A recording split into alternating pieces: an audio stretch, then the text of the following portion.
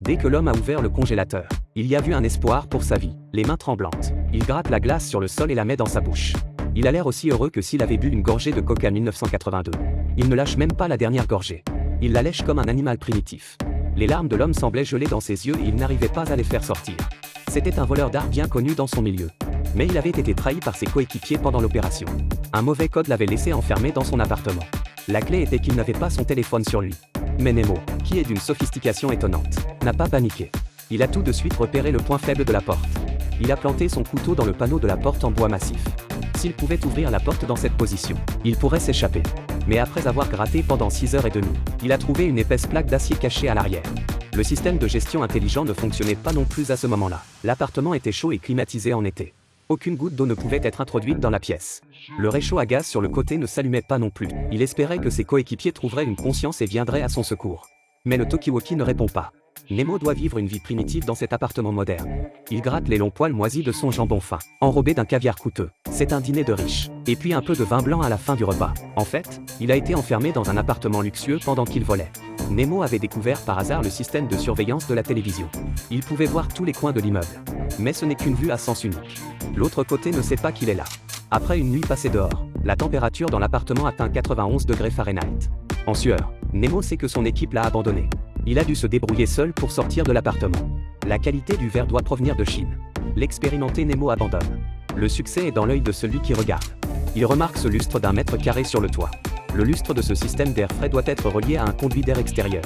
Nemo a transporté toutes les armoires qu'il a pu trouver et les a solidement attachées ensemble. Mais ce n'est pas encore tout à fait correct. La température dans l'appartement dépasse déjà les 100 degrés. Nemo ne s'arrête pas une seconde. Il ouvre le congélateur au fond de la cuisine. Mais tout ce qu'il voit, c'est une variété de nourriture pour chiens et de produits en conserve. En désespoir de cause, il entend un bruit. La température trop sèche de la pièce a déclenché la douche automatique. Nemo a enfin résolu son problème de boisson.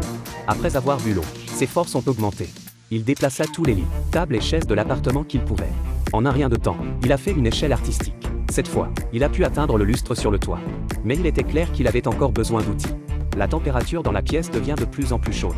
Nemo a soudain remarqué une fille sur la télévision en circuit fermé. Elle était en train de nettoyer sa propre porte. Il s'est empressé de s'habiller et de frapper à la porte.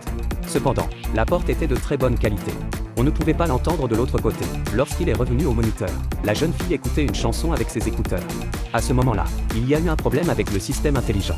Un vent froid soufflait dans l'appartement. Nemo semble désespéré. Il soulève un vase et le met en pièces. Puis il trouve 2 morceaux de taille similaire pour fabriquer une simple paire de lunettes. Dans un appartement de cette taille, il n'y a pas une seule paire de lunettes de soleil à trouver. Nemo remonte sur l'étagère. Cette fois, il est préparé. À l'aide d'un outil, il fait un peu levier sur le cadre du lustre. Mais le résultat est une fois de plus désespérant. La présence d'un boulon d'expansion signifiait qu'il s'agissait d'un autre lustre d'excellente qualité. Il se trouve que le lustre est plein de boulons. Nemo est fatigué. Il enfile un costume de marque et tente de se reposer. C'est alors qu'une brèche apparaît dans l'armoire. Après avoir suivi l'interstice et poussé le panneau de la porte, il arrive dans un passage étroit, comme s'il avait vu la vie. Nemo, il suit le passage, pour découvrir l'autoportrait de l'auteur qui y est caché. Désespéré, Nemo se recouche. Soudain, il revoit la femme de ménage à la porte. Il s'empresse de frapper la porte avec sa casserole. Mais la fille ne répond toujours pas. La porte est tellement solide que même un bout de papier ne peut pas passer. Nemo a beau appeler la fille, elle ne l'entend pas. Cette nuit-là, il rêva que la porte était ouverte. Lorsqu'il se réveilla, il pensa que c'était un bon signe. Le feu de l'espoir se ralluma dans le cœur de Nemo. Il prit un morceau de bois et le sculpta. En un rien de temps, il fabriqua une clé en bois. Cependant, il suffit d'un tour pour que le bois se désintègre de lui-même. Nemo n'a pas abandonné. Il modifie à nouveau la structure de la clé. Cette fois, il réussit enfin à arracher l'écrou. Jour après jour, il ne compte plus le nombre de clés qu'il a cassées. Je ne sais plus combien de fois je suis tombé. Pendant ce temps, il a de nouveau cassé l'arrivée d'eau. Nemo a déchiré un tas de bandes de papier et les a mises dans un bol.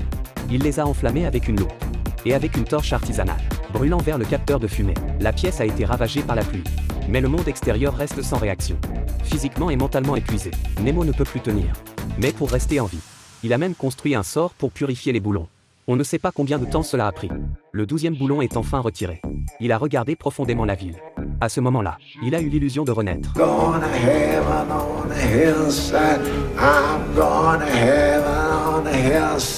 Nemo traîne son corps fatigué, gravissant sa pente vers le ciel. Il est parti sans une seule œuvre d'art, et laissa à son maître un chef-d'œuvre.